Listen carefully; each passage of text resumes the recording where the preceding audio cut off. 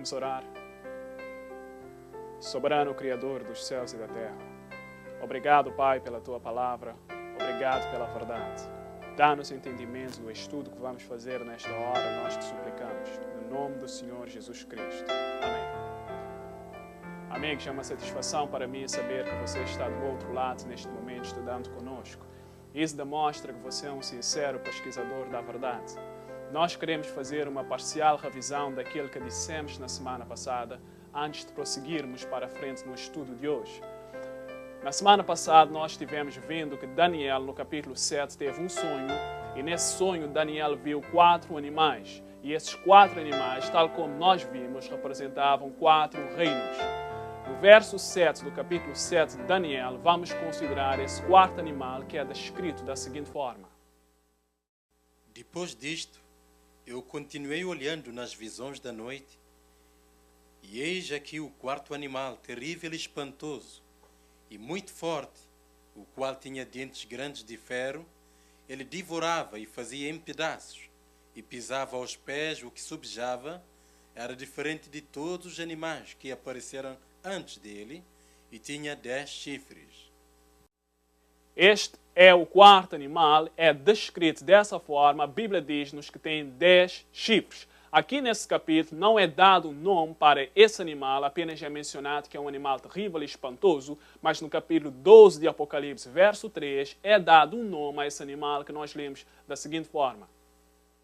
E viu-se outro sinal no céu, e eis que era um grande dragão vermelho, que tinha 7 cabeças e 10 chifres, e sobre as suas cabeças 7 diademas.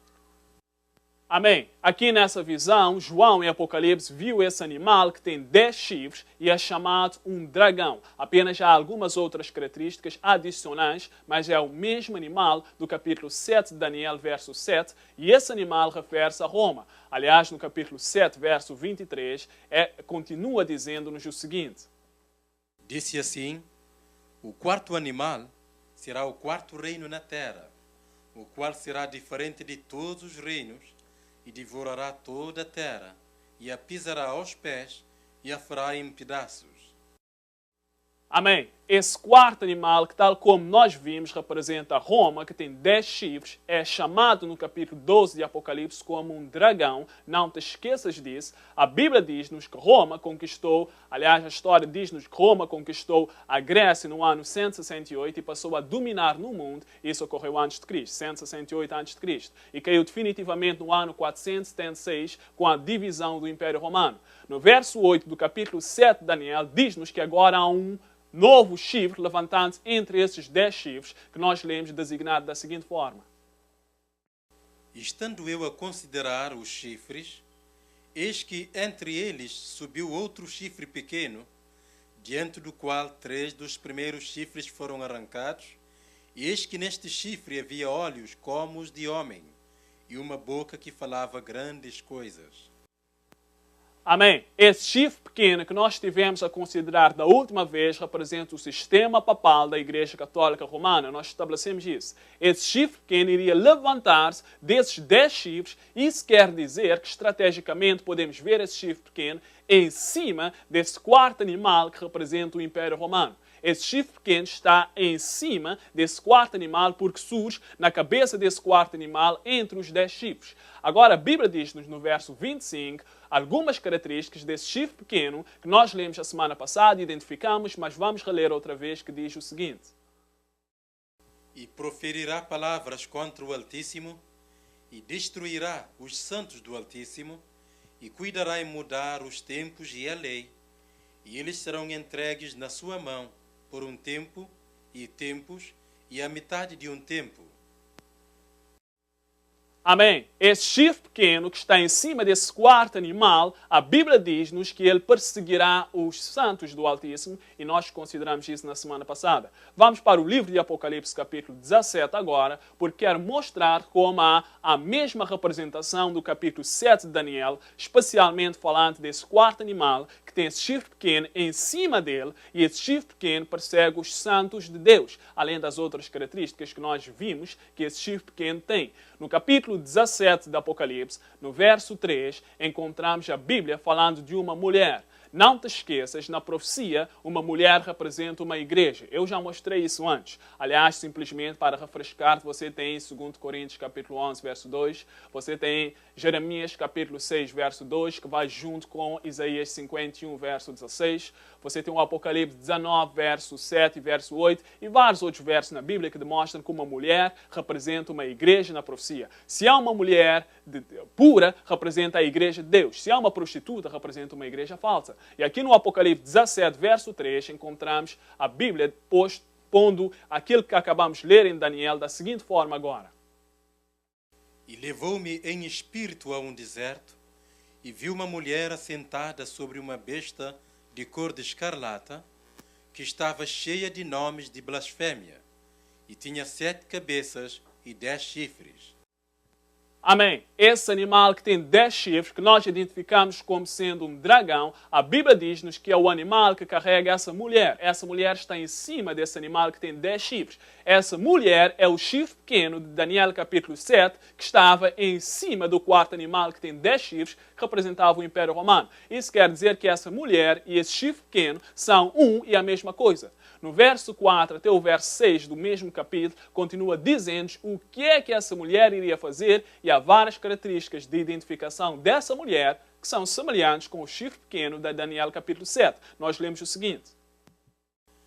E a mulher estava vestida de púrpura e de escarlata, e adornada com ouro e pedras preciosas e pérolas, e tinha na sua mão um cálice de ouro cheio das abominações e da imundícia da sua prostituição.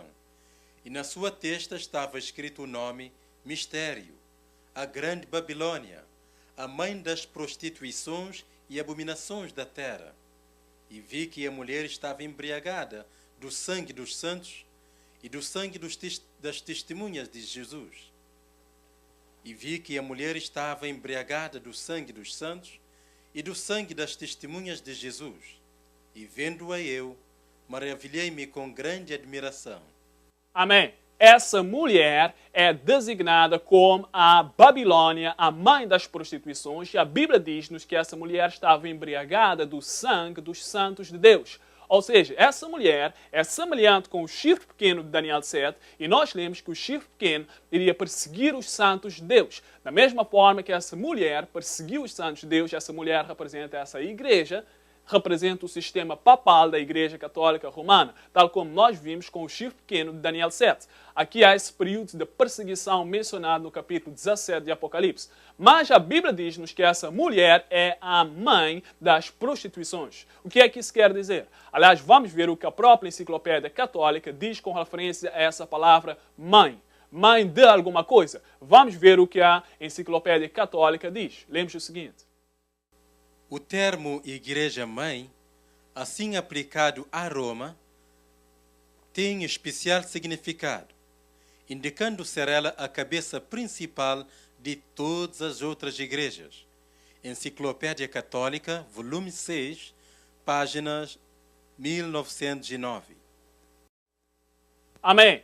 A própria Enciclopédia Católica diz que há um termo mãe aplicado à Igreja Católica Romana referente a ela como a mãe de todas as outras igrejas. E há uma verdade nisso, porque os protestantes saíram de dentro da Igreja Católica Romana. A razão por que saíram era porque estavam protestando exatamente contra os erros que essa igreja estava desenvolvendo. Os protestantes simplesmente deixaram de protestar. O que acontece é que os protestantes terminaram a reforma no momento em que não deveriam terminar e começaram a assimilar os mesmos erros da igreja-mãe. Aliás, quando nós consideramos essas várias igrejas hoje, o que estão a fazer é unirem-se todas. Eu me lembro, em 1999, a Igreja Luterana, em 31 de outubro de 1999, celebravam 430 anos desde o tempo em que Martinho Lutero havia colocado as 95 teses na porta da igreja de Wittenberg. E eles o que fizeram, nessa data, em 1999, a Igreja Católica e os luteranos vieram juntos, apertaram as mãos e assinaram uma declaração dizendo que se uniam na doutrina da justificação. Ou seja, não havia mais diferença entre eles, disseram que as diferenças estavam se desfazendo naquela altura. Se acaso Martinho Lutero estivesse vivo, óbvio, isso seria algo espantoso para ele. o que estamos a ver é esse movimento ecumênico, esses concílios mundiais da igreja em que fazem todos os anos, em que todas as igrejas tomam parte e dizem, vamos por lá das nossas diferenças, a união parece tão bonita, mas pessoal, quando nós unimos-nos no erro, isso não é aprovado por Deus, devemos unir-nos na verdade. Mais um detalhe, essa mulher, além de ser a mãe dessas outras igrejas, a Bíblia diz-nos no verso 18 deste mesmo capítulo, como é que podemos ainda uma característica da identificação dessa mulher, para sabermos que refere-se a Roma. Nós lemos o seguinte. E a mulher que viste é a grande cidade que reina sobre os reis da terra. Amém. A grande cidade que reinava sobre os reis da terra no tempo de João, João viveu no tempo do nosso Senhor Jesus Cristo, era Roma. Mas a igreja, essa mulher que está na cidade de Roma, refere-se à Igreja Católica Romana. Não há nenhuma outra igreja, não há nenhum outro sistema. Além disso, a Bíblia diz neste capítulo que a mulher estava sentada em cima desses 7 chifres, aliás, 7 cabeças, e essas 7 cabeças, de acordo com o verso 9 de Apocalipse 17, representa 7 montes, além de outra definição que é dada. Roma está situada sobre 7 montes. A cidade de Roma está situada sobre 7 montes e cada um desses montes tem um nome específico. É simplesmente você pesquisar e encontrará isso. Temos todas essas indicações que falam da igreja que está em Roma. É a mãe das prostituições. O que é que isso quer dizer?